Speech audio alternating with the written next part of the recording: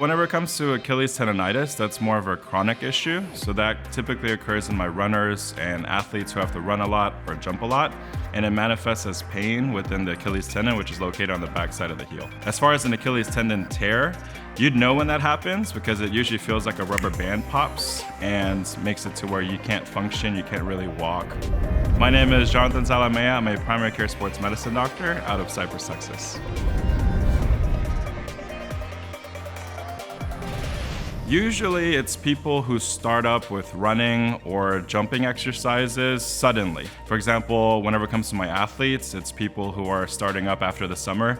They take a long break and they start back up doing full force athletics, and they run into problems at that time. Whenever people start to be active on vacation, so they maybe have an office job and then they end up going on vacation, trying to hike or jump or do other things on their vacation. That's usually whenever I see problems arise in my other patient population.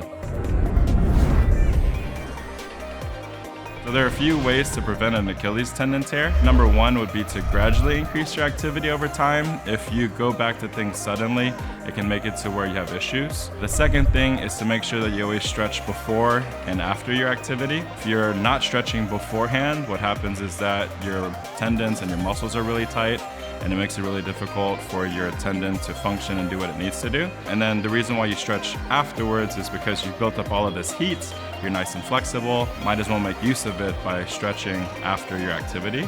And then number three would be if you're starting to notice problems like some discomfort or anything else like that, gotta make sure that you back off. So make sure that you get your adequate rest.